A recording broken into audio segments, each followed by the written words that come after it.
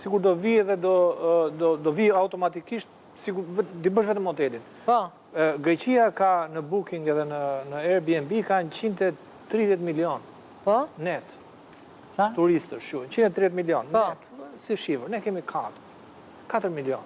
Qartë. Pra, ne këtë duhet përpiqem, ne duhet shkojmë te Atëre te kjo që po thua ti, turizëm masiv? Po, jo, apo elitar. Jo. Kjo është pyetje tamam për ty. Edhe për afrimin.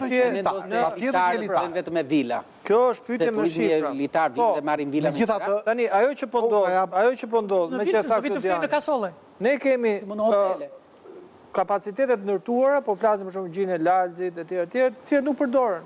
Kapacitetet ndërtuar edhe atje në palace të tjera ndërmi që nuk përdoren sepse vend shpinëve shumë të larta nuk ja vlen që të përdoren.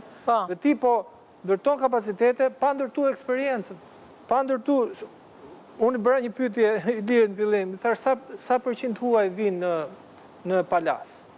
Dhe pak në operatorët aty tregon një përqindje shumë t'ulët. Pra ti mund ta konsiderosh si një Është është i shtrenjtë dhe nuk ofron eksperiencën për një turist. Dhe është ndryshe Gjiri Lalzit. Pra ka një diferencë midis Gjiri Lalzit dhe nuk ofron eksperiencën. Pra turisti vjen edhe për anën kulturore, vjen anën arkeologjike, vjen për anën e natyrës. Rasti Durrësit. Si Durrësi, ti Durrësi është e ngjashëm në krahasim, ka disa familje Po, e tham njëra të mos kthehemi.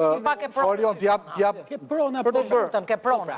Prona ka një problem me pronësinë dhe të gjithë po flasin për Se s'është ky problem kur e marrin oligarkët, mor zotrit lutem, se po ta bëj pyetjen shumë të qartë. As po e kupton tani? Ti apo e kupton që si ka mundësi që vjen një person i huaj që nuk ekziston sepse nuk dihet kush është dhe merr një lejë në zonë të mbrojtur kur ndryshohet ligji. Po. Si ka mundësi? Po edhe kjo si ka mundësi. Kjo të thonë mendoshje. Ajo pyeta që ti bëre në fillim që është Kushneri apo Trump apo dhe nuk janë ata. Është dikush tjetër. Është dikush tjetër, është ai oligarku që thua ti. Është ai oligarku dhe kjo është dia që po ja fotografinë e pam vetë ajo, erdhi me gjithë staf.